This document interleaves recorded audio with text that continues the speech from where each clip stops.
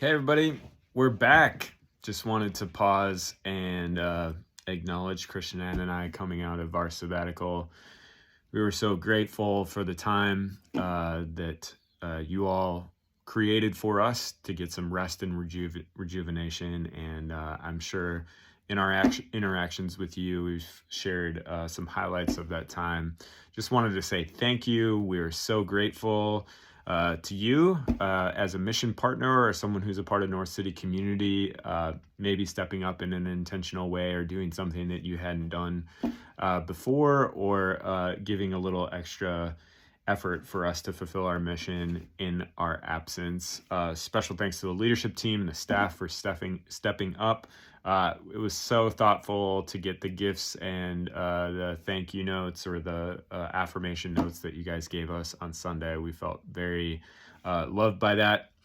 Thank you for doing that. I love that rest is a part of our culture at North City, and we kind of work for each other's rests in community, and we have received that in a big way this summer, and we hope that that continues to be a big part of our culture as a church, that we rest, we play, we enjoy each other's company, and enjoy our mission. And one of the most encouraging things about coming back on sabbatical was hearing all the ways that you guys engaged in relationship with our neighbors over this summer and in mission. I know the summers are different. They bring a different part of us out. There's different sort of work we have to do as mission partners to carry on our mission, but you did it. And I hope that you're walking away from this summer and 6 weeks of the absence of Christian Ann and I hope it reinforces the notion that we're going for, that the church is not the ministry of the pastors, but it's the ministry and the mission of the community that you all hold together. And our role really is to equip you all and create spaces and create a culture and lead in ways that encourage you to step in to your own gifting and own part of this mission together of loving our neighbors in the way of Jesus. So we're excited to be back. I just want to share a few things that I'm excited for, looking forward here. And then I thought I would just give you a little flavor of some of the things God was saying to me. Just one thing in particular, it won't be long, at the end of this video. First of all, some things that I'm pumped for. Gotta say right off the bat, I am pumped for Brunch Church. This has been something that's been brewing for a while that we've been thinking about. And it basically is just embracing a rhythm that we have felt. So we've been, I would say, experimenting with this table-centric expression of church for over 2 years now.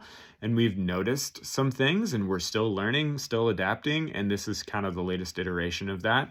And that is that we'll be in a brunch church posture from September through May. We're not letting go of dinner church. That'll happen in the summer times, community dinners with our neighbors.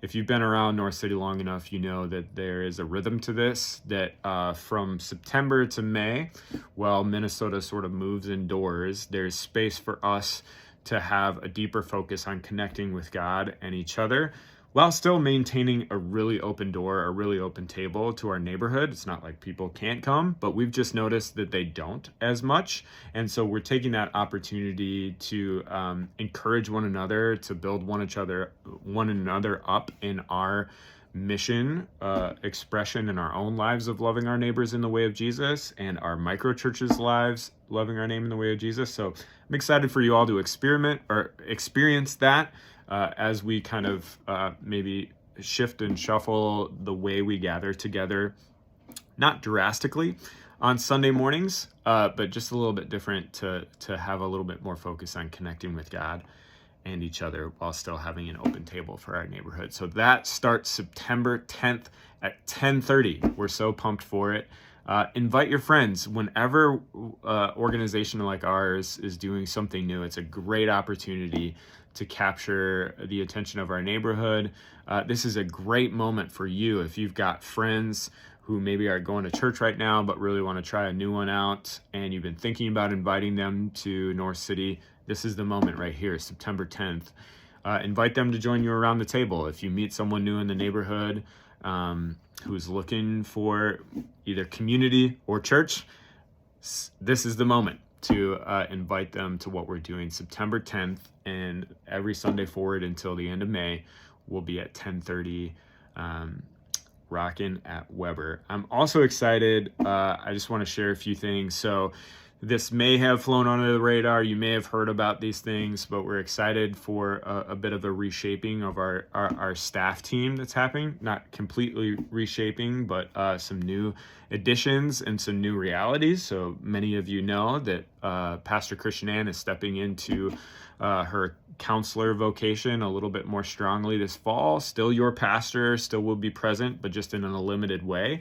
So to adjust for that and to adjust for how the church is changing and meeting the demands of what is on the staff's table, there's two crucial things that have happened. The first is that we have welcomed Allison Hopt on our team as the Director of Community and Care. We're so excited for her to lead us in her giftedness in that way. And so you'll be seeing more of her and hearing from her more. And then also, I'm not sure a lot of people know this, but over the summertime, we acknowledged and promoted Alana, who has been working really hard in family life and in operations end of things to really be the backbone of how North City functions.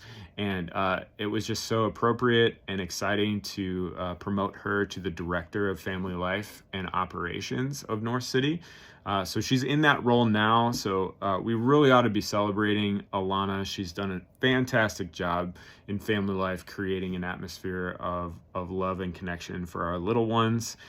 So this is an acknowledgement of her giftedness. And then we're hoping to give her more space and capacity to equip parents and our whole community to love our kiddos even more. And then she's just been doing so many crucial things behind the scenes or on the stage of what it takes to run North City. I know you get communication from her all the time, so we're excited for her to lend her gifts in that way. So those are crucial things to know about. We're super excited about that coming into the fall. If you've got any questions about brunch or anything else with North City, we're back now. But it doesn't mean things are going back to normal per se. Our leadership team really stepped up in a way and was more visible and present. Feel free to reach out to them. They are people who are spending more intentional time as mission partners, leading this church, helping us through our challenges. So don't just revert back to communicating with us. You can see them as authority and resource in our community to talk with and connect with and ask questions. Brunch Church coming this fall. I'm excited about where we're at, and I'm excited about what's coming. So thanks for listening with a little update. I'm just want to leave you with this thought that's lingering with me as I'm thinking about the fall. I know that the fall can be a time where the schedule gets really crunched and you're kind of like reassert this energy to win your life back. And as we go into that season where schedules get a little more intense with school and things going on, our life has the tendency to fill up. There was this thought that kind of Jesus put in front of me on my sabbatical that I think was really meaningful to me, but also maybe just prudent for our whole community as we're thinking about this. Is I think when we move into the fall, there's a lot of competing desires. Like we want to be successful at work. We want to make sure we're doing the best for our kids. If we've got kids, we want to make sure we're doing the best for the significant relationships in our life. We want to make sure we're loving our neighbors in the way of Jesus, so on and so forth. And there's a lot of desires, and it's very easy to get caught up in just desiring those things. But I was reminded, I spent some time with Thomas Merton, not the person, but his words through a couple books, No Man is an Island in particular. And he's got this line that I just want to read for you that maybe can be a piece of meditation as you're thinking about how your fall is shaping up. And hopefully it just blesses you in the same way it has blessed me and made me think. He says, all desires but one can fail. The only desire that is infallible infallibly fulfilled is the desire to be loved by God and the desire to love God. I think there's a lot to meditate on there. But what I was struck by when I was receiving that was our desires find their rightful place and their full fulfillment when they come from a place of being means to be more connected with God. The most fundamental desire in our life is to be loved by God. And we can't be loved by God. It goes hand in hand with then returning love with God, because love is reciprocal. Love can't be something that's taken and then kept. It's something that only grows when it's exchanged.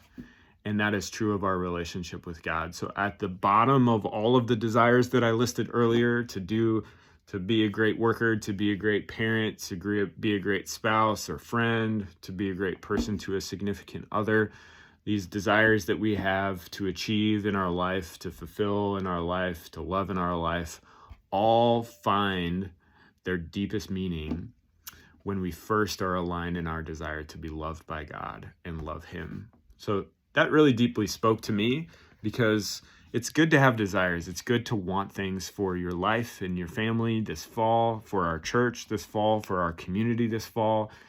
But all of those things fall into alignment when we first address the desire to be loved by God.